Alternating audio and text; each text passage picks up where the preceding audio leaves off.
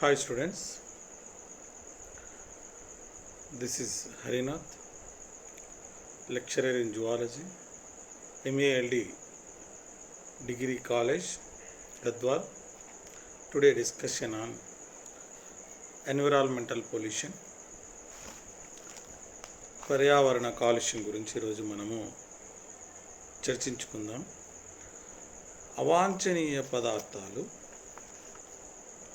పరిమితికి మించి పర్యావరణ అనుఘటకానికి అంటే అవాంఛనీయ పదార్థాలు పర్యావరణంలో అంటే పరిమితికి మించి ఉండడం, గాలిలో కానీ నేలలో కానీ నీరులో కానీ చేరి వాటి సహజ సంఘటనములో మార్పు తీసుకురావడం వలన మానవునికి మరియు ఇతర జీవుల మనుగడకు హాని కలిగించే స్థితిని పర్యావరణ కాలుష్యం అంటారు. అంటే గాలిలో కానీ నేలలో కానీ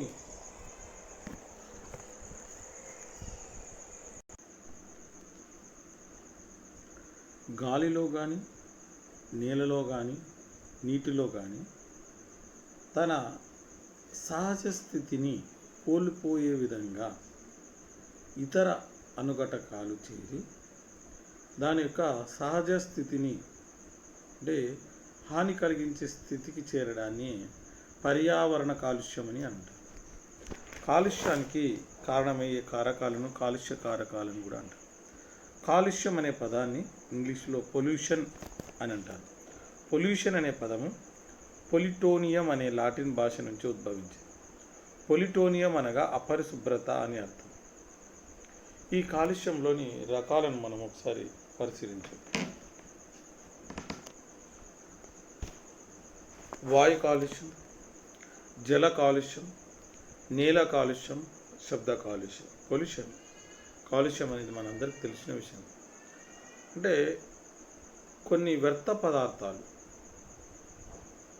ఇక్కడ ఉన్న పరిస్థితులను, సహజ పరిస్థితులను హాని కలిగించే పరిస్థితులుగా మార్చడాన్ని మనం కాలుష్యం అని చెప్పుకుంటాం సాధారణ. ఇది ఇంగ్లీష్లో పొల్యూషన్ అని పిలుస్తాం. ఇది పొల్యూషన్ అనే పదము పొలిటోనియం అనే లాటిన్ భాష నుంచి వచ్చిందని మనం ఇంతకుముందే చెప్పుకున్నాం. దీంట్లో 4 రకాలు ఉన్నాయి. వాయు కాలుష్యం, జల కాలుష్యం, నేల కాలుష్యం, శబ్ద కాలుష్యం. ఫస్ట్ వాయు కాలుష్యం గురించి చెప్పుకున్నాం. కొన్ని వాంఛనీయ పదార్థాలు గాలిలోనికి పరిమితికి మించి చేరినప్పుడు అవి వాతావరణ సంఘటనలో మార్పు తీసుకురావడం వలన జీవులకు వాటి పరిసరాలకు హాని కలిగించే స్థితినే వాయు కాలుష్యం అంటారు. అవాంఛనీయ పదార్థాలు గాలిలో పరిమితికి ఉండొచ్చు, కానీ అది పరిమితి మించి చేరినప్పుడు వాతావరణానికి కానీ జీవులకు కానీ హాని కలిగే స్థితి రావడాన్ని మనం ఏమంటామంటే వాయు కాలుష్యం అని చెప్తాం. దీనికి కారణాలు మనం ఒకసారి చూస్తే రవాణా వాహనాలు కానీ పరిశ్రమలు కానీ వ్యవసాయం కానీ ఇవన్నీ చాలా కారణాలు ఉన్నాయి. ఫస్ట్ పరిశ్రమలు తీసుకుంటే బొగ్గు, పెట్రోలియం, కట్టెలు, ఖనిజ ఇంధనాలు మొదలైన పరిశ్రమలు వాడటం వలన పరిశ్రమలో రకరకాల ఇంధనాలు వాడతాయి, రకరకాల పదార్థాలు వాడతాయి. బొగ్గును కానీ పెట్రోలియం కానీ కట్టెలు కానీ ఖనిజ ఇంధనాలు కానీ ఈ పరిశ్రమలు వీటిని వాడడం వలన carbon dioxide, carbon monoxide, SO2 లాంటివి వాయు కాలుష్య పదార్థాలు ఎన్నో ఉత్పత్తి అయి వాతావరణంలోని గాలిలో కలిసిపోవడం అనేది జరుగుతుంది. ఈ విధంగా వాతావరణంలో ఉన్న గాలి ఏమవుతుంది, కాలుష్యంగా మారుతుంది పరిశ్రమల వల్ల. రవాణా వాహనాల్లో అధిక ఉష్ణోగ్రత వద్ద పెట్రోల్, డీజిల్ లాంటి శిలాజ ఇంధనాలు బాగా మండించబడడం వలన ప్రాణాంతకమైన వాయువులు గాల్లోకి విడుదలవుతాయి. ఇప్పుడు తెలుసు మన వెహికల్స్, 2 వీలర్స్ కానీ 4 వీలర్స్ కానీ ట్రైన్స్ కానీ కార్లు, రకరకాల వెహికల్స్ కానీ ఏరోప్లేన్స్ కానీ ఇవన్నీ కూడా దేంతో నడుస్తాయి, పెట్రోల్, డీజిల్ లాంటి శిలాజ ఇంధనాలు బాగా మండించడం వల్ల అవి కదలడం కానీ పరిగెత్తడం కానీ జరుగుతుంది. దానికి ఇవి ఎక్కువగా మండించడం వల్ల ఇవి వాతావరణంలోనికి రకరకాల కార్బన్ మోనాక్సైడ్, కార్బన్ డైఆక్సైడ్ చేరి వాతావరణము కలుషితమవుతుంది. వ్యవసాయం వ్యవసాయం వల్ల చెట్ల నుండి హైడ్రోకార్బన్లు, పుప్పొడి రేణువులు, కీటకనాశక పదార్థాలు మొదలైనవి గాలికి కాలుష్యానికి కారణమవుతాయి. ఏమిటంటే హైడ్రోకార్బన్స్ వ్యవసాయంలో చాలా విరివిగా రసాయనాలు, రకరకాల మందులు స్ప్రే చేస్తూనే ఉంటారు. తర్వాత హైడ్రోకార్బన్స్ కానీ పుప్పొడి రేణువులు, కీటకనాశక పదార్థాలు, కీటకాలు తెగుళ్ళు వస్తున్నాయి. మనము ప్రతి చిన్న దానికి కూడా మనం మందులు కొడుతూనే ఉన్నాం.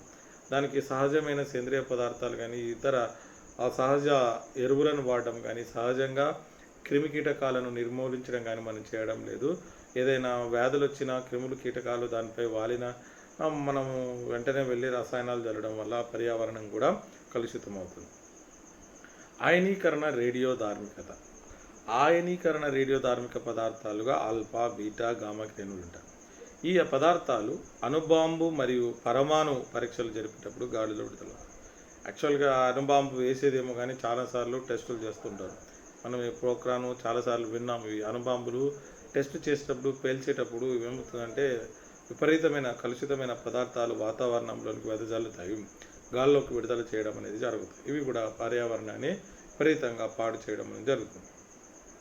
ఎరోసాల్స్ రేణురూప పదార్థాలు గాల్లో ఉండే ఘన లేదా ద్రవ పదార్థాల యొక్క చిన్న రేణువులని మనం ఏమంటే ఎరోసాల్స్ అంటాం. శిలాజ ఇంధనాన్ని మండించినప్పుడు, థర్మల్ విద్యుత్ ప్లాంట్లో ఏర్పడిన బూడిద, అడవులను తగలబెట్టడము, సిమెంట్ కర్మాగారాలు, స్పిన్నింగ్, జిన్నింగ్ మిల్లులు వలన మొదలైనవి రేణు పదార్థాలు కలుషితానికి మూలకం. తర్వాత ఇవన్నీ దుమ్ము, ప్రకృతి వైపరీత్యం వలన ఇసుక తుఫాన్లు, అగ్నిపర్వతాలు పేలడము, దుమ్ము, ధూళి మొదలైనవి గాల్లో కలుస్తాయి. ఉదాహరణకు బాగా తుఫాన్లు రావడం కానీ, అగ్నిపర్వతాలు కానీ, రకరకాల యంత్రాలు పనిచేయడం వల్ల కానీ, వెహికల్స్ రోడ్డుపై వెళ్ళడం వల్ల కానీ దుమ్ము అనేది విపరీతంగా తయారవుతుంది. ఇది వాతావరణంలోనికి బాగా తయారై వాతావరణం అంతా కలుషితమై వాతావరణంలో కలిసి తిరుగుతుంటుంది.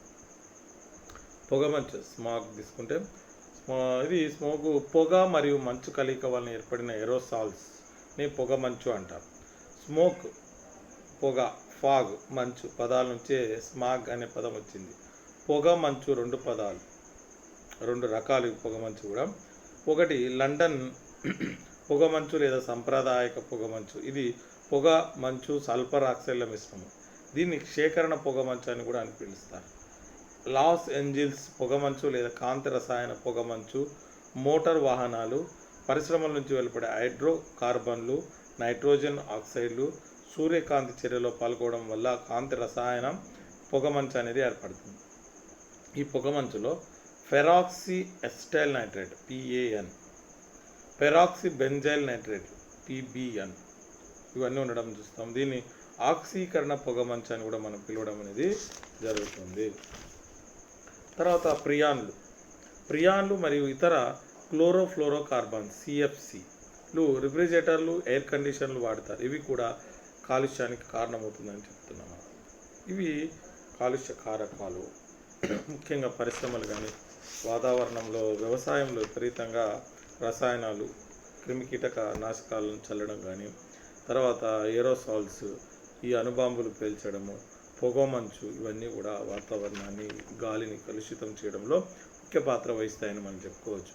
ఈ ప్రభావాలు, కాలుష్యం వల్ల ఏమేమి ప్రభావాలు ఉన్నాయంటే మరణం, విషవాయువులతో గాలి కలుషితమైనప్పుడు జీవులకు మరణం సంభవిస్తుంది. ఉదాహరణకు భోపాల్ దుర్ఘటన.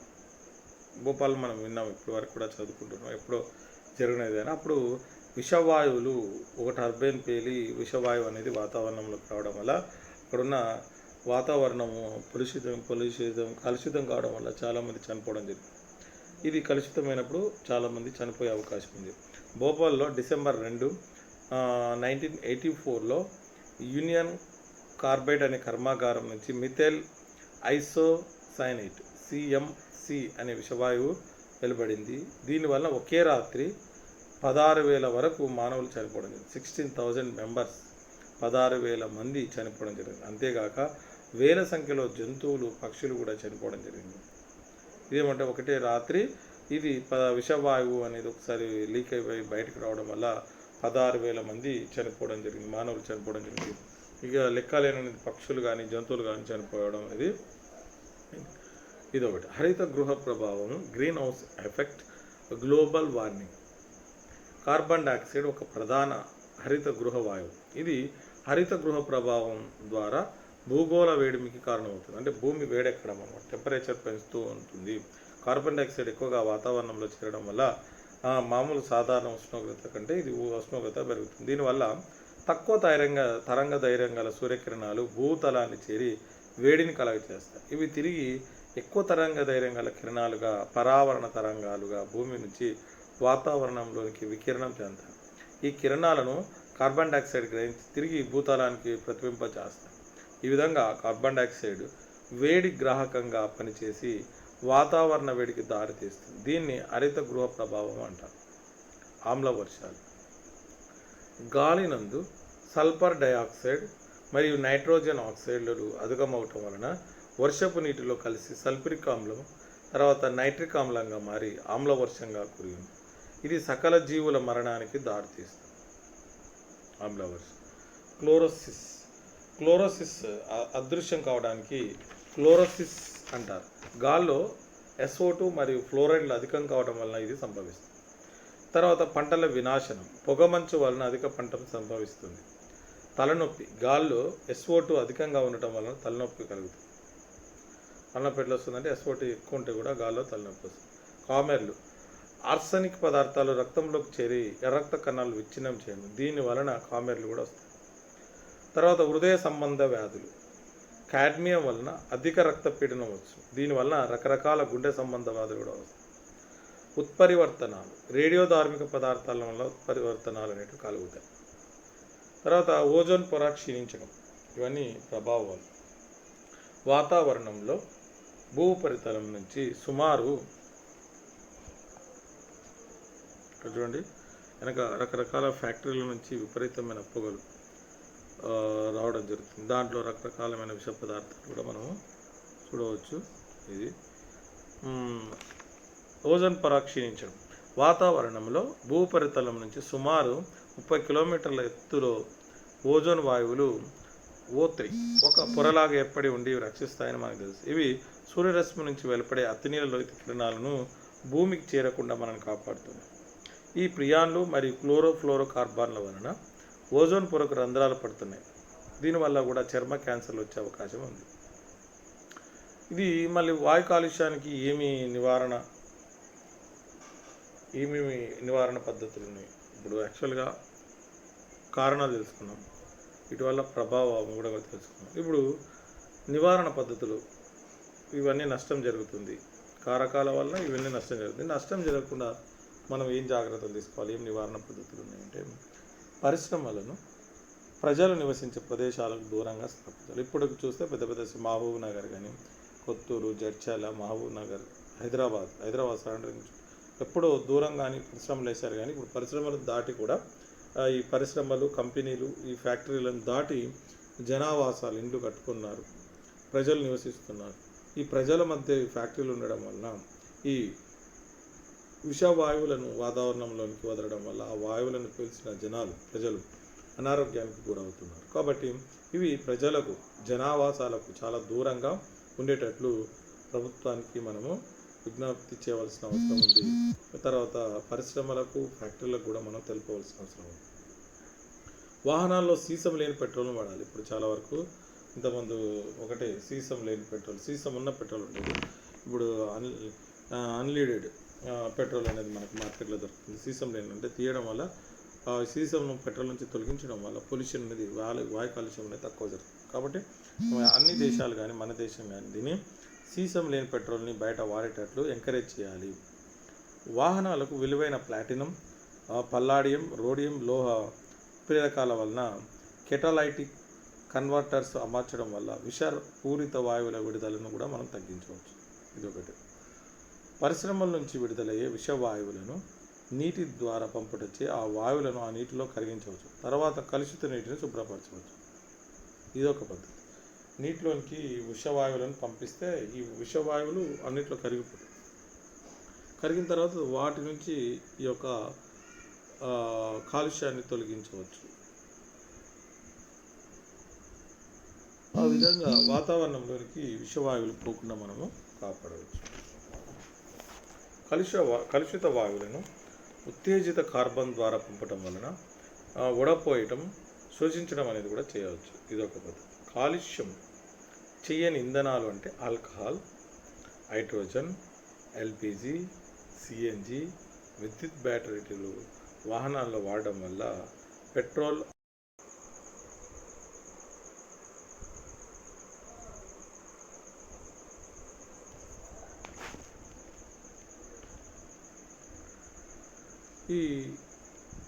నెక్స్ట్ మనము జల కాలుష్యం గురించి తెలుసుకుంటే, అవాంఛనీయ పదార్థాలు నీటిలో కలిసి భౌతిక, రసాయనిక, జీవ సంబంధమైన మార్పులకు గురి చేసి దాన్ని త్రాగడానికి వీల్లేని స్థితిని మార్చడాన్ని జల కాలుష్యం అని అంటారు.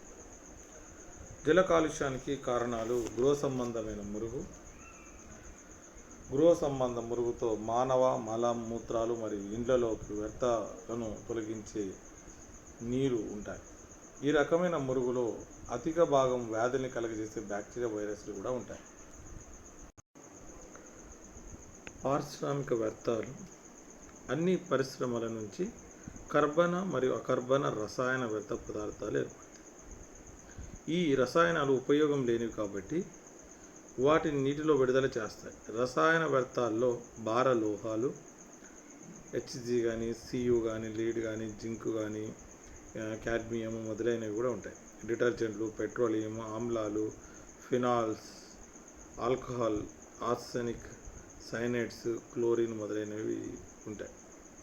ఇవి కూడా వాటిని నీటిని బాగా కలుషితం చేస్తాయి. ఉష్ణ కాలుష్యం చాలా పరిశ్రమల్లో చాలా యంత్రాలను నీటిని చల్లదనం కోసం ఉపయోగిస్తారు. దీనివల్ల ఏర్పడిన వేడి నీటిని నదిలో కంటే పరిశ్రమల్లో బాగా యంత్రాలు నడవడం వల్ల పుట్టే వేడిని తగ్గించడం కోసం నీరుని బాగా ఉపయోగిస్తారు. ఈ వేడి నీటిని బయటకు వదలడం వల్ల ఉష్ణ కాలుష్యం అనేది జరుగుతుంది. వ్యవసాయ సంబంధ వ్యర్థాలు. వ్యవసాయ సంబంధ వ్యర్థ పదార్థాలుగా ఎరువులు, క్రిమి సంహారక పదార్థాలు ఉంటాయి. ఎరువులు కాలుష్యాలు. నవీన వ్యవసాయ పద్ధతుల్లో ఎరువులను అతిగా వాడుతున్నారు. ఈ ఎరువులు వర్షపు నీటితో కలిసి చెరువులు, నదుల నుంచి సముద్రాలకు చేరుతుంది. కాబట్టి నీరు, కుంటలు, చెరువులు అన్ని రకాల నీటి వనరులంతా కలుషితమవుతుంది. వాతావరణం అంటే వర్షాలు వచ్చినప్పుడు పంటలకు విపరీతంగా కొట్టిన మందులు కొట్టుకొని వచ్చి కుంటల ద్వారా, కాలువల ద్వారా ఈ నదులకు చేరి మొత్తం వాతావరణం అంతా వాటర్ మొత్తం కాలుష్యం అవుతుంది.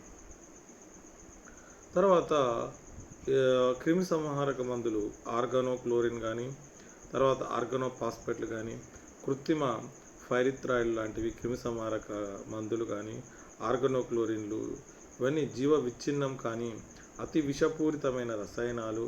డైక్లోరో డైఫినాల్స్, ట్రైక్లోరో ఈథేన్, బెంజిన్, ఎక్సాక్లోరైడ్, తర్వాత ఎంట్రిన్స్ ఇవన్నీ విషపూరితమైన ఆర్గానో క్లోరిన్లు. ఇవి ఎక్కువ మోతాదులో వాడటం వల్ల ఆహారపు గొలుసు ద్వారా వినియోగదారుల శరీరంలోనికి బయోమాగ్నిఫికేషన్ ప్రక్రియ ద్వారా శరీరంలోకి చేరుతుంది. అంటే ఇంకొకటి తినడం వల్ల ఆహారపు గొలుసులో ఈ యొక్క వినియోగదారులోకి ఈ విష పదార్థాలను వచ్చి చేరుతున్నాయి. బయోమాగ్నిఫికేషను నీటి ఆహారపు గొలుసులో కాలుష్యం లేదా విష పదార్థ గాఢత ఒక పోషణ స్థాయి నుంచి మరొక పోషక స్థాయి పెరుగుతూ పోతే దాన్ని బయోమాగ్నిఫికేషన్ లేదా జీవ ఆవర్తనం అని మనం పిలుస్తాం. శైవాల మంజూరులు. నీటిలో ఎక్కువ స్థాయిలో పోషకాలు ఉన్నట్లయితే ప్లవక శైవలాల పెరుగుదల చాలా ఎక్కువగా ఉంటుంది. ఈ దిగ్విజయాన్ని శైవలాల మంజరులు లేదా ఆల్గుల్ బ్లూమ్ అంటారు. ఈ శైవలాలు గుంపులు నీటికి ప్రత్యేక రంగును కలిగించడమే కాకుండా నీటి నాణ్యతను కూడా ఇవి క్షమింపజేస్తాయి. చమురు కాలుష్యం. ముడి చమురు వెలికి తీసేటప్పుడు చమురు రవాణాలో ట్యాంకుల నుంచి కావడం ఓడల ప్రమాద సంఘటన వలన చమురు కాలుష్యం జరుగుతుంది. చమురు తినే సూడోమోనస్ పుట్టిడా అనే బ్యాక్టీరియాలను చమురు కాలుష్య శుద్ధి కోసం దీన్ని మనం వాడుతుండడం జరుగుతుంది. ఈ జల కాలుష్యానికి ప్రభావాలు జల కాలుష్యం వలన కలిగే ప్రభావాల గురించి చూస్తే మినమట వ్యాధి. ఈ వ్యాధి పాదరస జల కాలుష్యం వలన వస్తుంది. పాదరసము కాగితము తర్వాత రంగుల పరిశ్రమ నుంచి విడుదలవుతుంది. విషరహిత సూక్ష్మజీవులు ఈ పాదరసాన్ని కరగగల డైమిథేన్ మెర్క్యూరీగా మారుస్తాయి. ఇది నీటిలో కరిగి ఆహారపు గొలుసు ద్వారా వినియోగదారుల శరీరంలోకి ప్రవేశించి మినమట వ్యాధిని కలగజేస్తాయి. జపాన్లోని మినమట గ్రామంలో ఈ కాలుష్య ప్రభావాన్ని గుర్తించినందువలన దీన్ని మినమట వ్యాధి అని పిలవడం జరిగింది. వినికిడి సామర్థ్యం, కంటి చూపు తగ్గడం, పక్షపాతం లాంటివి ఈ వ్యాధి లక్షణాలు. అతిసార వ్యాధి, కలరా, టైఫాయిడ్, కామెర్లు మొదలైన వ్యాధులు కూడా ఈ కలుషిత నీటి వల్లనే వస్తాయి. తర్వాత మెట్ హిమోగ్లోబినిమా లేదా బ్లూ బేబీ సిండ్రోమ్. పంట పొలాల్లో నైట్రేట్లను ఎక్కువగా వాడటం వలన ఇవి మంచినీటిని కలుషితం చేస్తాయి. ఈ నీటిని తాగిన మానవుల్లో అవి నైట్రేట్గా మారి రక్తంలోని హిమోగ్లోబిన్తో కలిసి మెట్ హిమోగ్లోబిన్ అనే పదార్థాన్ని ఏర్పరుస్తాయి. యూట్రిఫికేషన్, మురికి నీటిని ద్వారా అధిక పోషక పదార్థాలు చేరి కలుషితం చేయను. దీన్ని యూట్రిఫికేషన్ అంటారు. దీనివల్ల శైవలాలు, విషప్లవకాలు అతిగా పెరుగుతాయి. ఆక్సిజన్ తగ్గుతుంది. విషవాయువులు విడుదలవుతాయి. వినియోగదారులు చనిపోతాయి. చివరికి నీటి కొలను కల్పించకుండా పోతుంది.